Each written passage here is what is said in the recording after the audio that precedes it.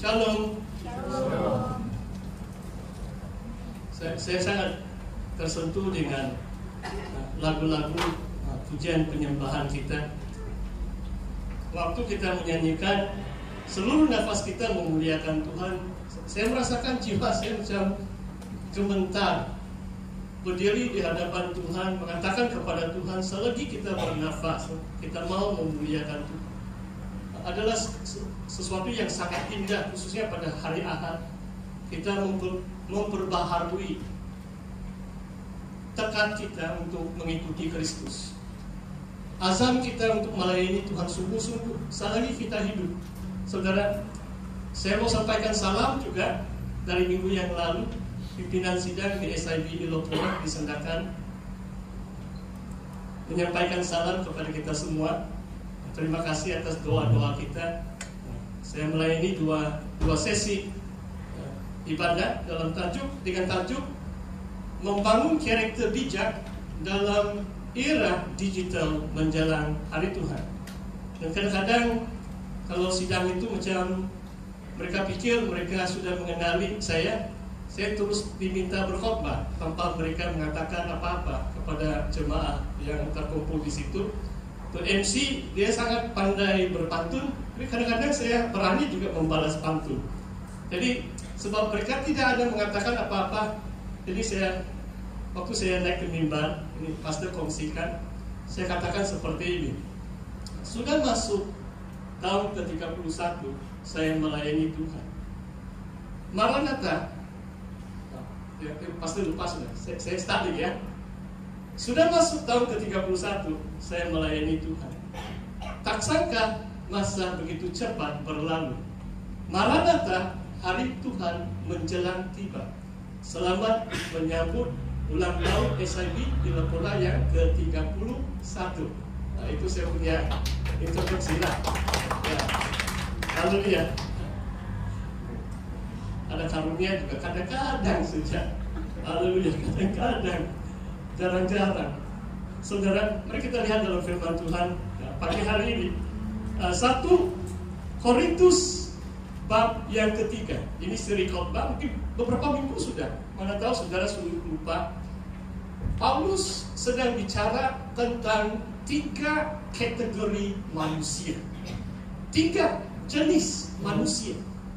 Yang saya bahaskan beberapa minggu yang lalu adalah menjadi manusia rohani. Pneumatikos dalam bahasa Yunani. Dalam ayat 14 bab 2 mengatakan kalau manusia duniawi dalam Yunani dia adalah anthropos sukikos. Sukikos, suke itu jiwa. Manusia yang hanya mengandalkan jiwa, perasaan. A soulish man kalau dalam bahasa Inggris. Soul, the soul. Suke. Dan hari ini kita belajar satu di kategori manusia. Memang yang terbaik adalah menjadi manusia rohani. Saya baca 9 ayat yang pertama, 1 Korintus bab yang ketiga. Dan aku saudara-saudara, pada waktu itu tidak dapat berbicara dengan kamu sebagai manusia rohani, tetapi hanya dengan manusia duniawi yang belum dewasa dalam Kristus. Kalau tidak dapat membaca bahasa aslinya, pasti jelaskan. Di sini manusia duniawi adalah sakinos. Dari perkataan saks adalah daging. Manusia yang bersifat daging atau dalam kedagingan. 3 kategori manusia yang Paulus dorong jemaat di Korintus adalah menjadi manusia rohani, pneumatikos. Jangan jadi manusia sukikos yang berjiwa ikut emosi semata-mata. Apalagi yang paling teruk adalah manusia bersifat daging, keinginan daging, sakiknos. Saudara, yang belum dewasa dalam Kristus. Di sini kadang-kadang terjemahan dia kasih lembut sedikit. Kadang-kadang tajam ini perkataan Rasul Paulus. Saudara, kalau baca bahasa Inggris, you are still babes in Christ. Saudara masih, ini jemaat di Korintus, bukan di sini ya.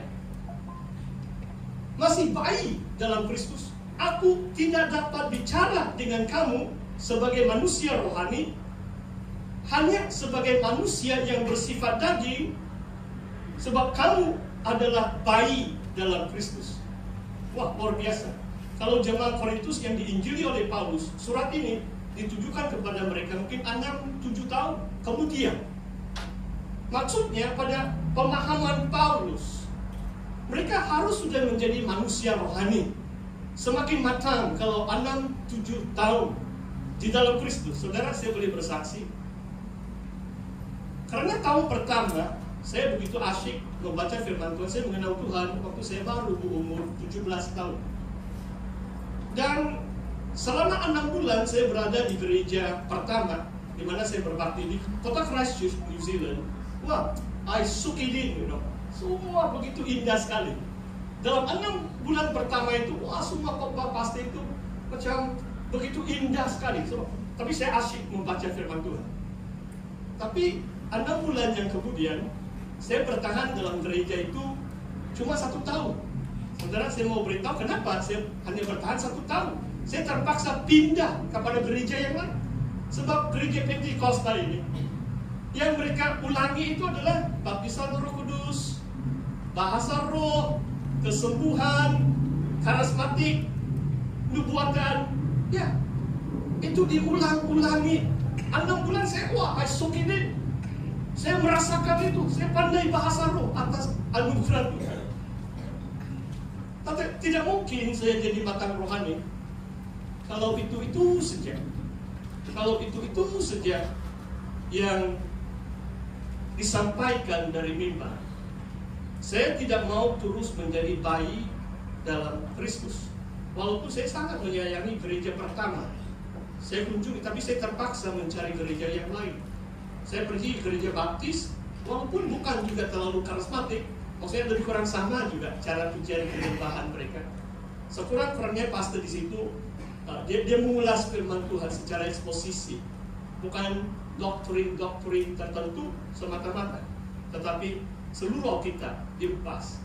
Dan saya berada di situ selama 5 tahun. Saudara, untuk kita menjadi manusia rohani, kalau kita bertumbuh, adalah penting kita baca, kita rindu. Jangan bergantung hanya pengajaran dari mimbar. Jemaat awal itu bertekun dalam pengajaran rasul-rasul. Sekarang kebiasaan kita sekali seminggu. Kadang-kadang kalau saya berkhotbah hanya sekali seminggu, macam suara saya pun perlu rehat juga. Dulu mungkin kalau ada revival, atau hamba-hamba Tuhan beberapa kali. Kadang-kadang bukan seminggu, dalam 1 hari mereka berkhotbah. Luar biasa. Kalau John Wesley, pengasas gereja Methodist abad yang 18, 200 tahun yang lalu di England, Methodist, John Wesley, dia waktu itu menunggang kuda seluruh sampai di Scotland, ulang-alik, utara, selatan, di England itu. Orang kata dia berkhotbah mau dekat 100.000 kali dalam 50 tahun. Dia usia tua 80-an baru Tuhan panggil. Luar biasa kan? Menunggang kuda sampai di kampung dia beritakan firman Tuhan. Kadang-kadang 3 kali dalam 1 hari tanpa berhenti sampai dia sudah berusia 80-an baru dipanggil Tuhan. Luar biasa. Saudara, saya mau kembali membaca. Saya coba memberi eksposisi bagian firman Tuhan ini. Cuma saya jelaskan sedikit ini bahasa Yunani dia. Ayat 2, susulah yang kuberikan kepadamu bukan makanan keras, sebab kamu belum dapat menerimanya, dan sekarang pun kamu belum dapat menerimanya, karena kamu masih manusia duniawi. Perkataan yang sama, sakikos. Sebab jika di antara kamu ada iri hati, perselisihan, bukankah hal ini menunjukkan bahwa kamu manusia yang bersifat daging? Setiap kali kamu baca di sini manusia duniawi, perkataan sakikos ditulis dalam bahasa Yunani dia, yaitu manusia yang lebih cenderung menuruti hawa nafsu, kedagingannya. 2 perkara yang Paulus katakan di sini. mengatakan kenapa mereka ini masih bersifat daging adalah iri hati dan perselisihan. Bukankah hal itu menunjukkan kamu masih manusia bersifat daging? Bukankah kamu hidup secara manusiawi? Saudara, kalau manusia rohani, dia tidak iri hati dengan siapa-siapa. Perkataan iri hati, cemburu atau dengki sangat bahaya itu, saudara. Kadang-kadang saya menerima tapies daripada inilah manusia daging. Negeri Sabah ini kecil ini, apalagi ada Facebook lagi, tapi pastor bersaksi dengan lebih umum supaya tidak terlalu spesifik. Kadang-kadang orang boleh iri hati seperti begini. Dalam sekolah teologi pun, yang ada master belum ada doktor, mereka iri hati dengan mereka yang ada doktor. Kadang-kadang salah pun macam berat tangan mereka. Senyuman pun mereka macam paksa. Bila tidak sampai 1 semester, saya sudah letak jawatan, baru mereka ada senyuman. Tidak tahu saudara faham maksud saya atau tidak. Sebab mereka tidak senang dengan orang yang mungkin lebih pintar, ada kelayakan yang lebih tinggi. Bila ada satu persatuan yang iktiraf ini seminar, di antara yang mereka lihat ini badan pengiktiraf. Sama ada pensyarah-pensyarah itu ada menulis buku.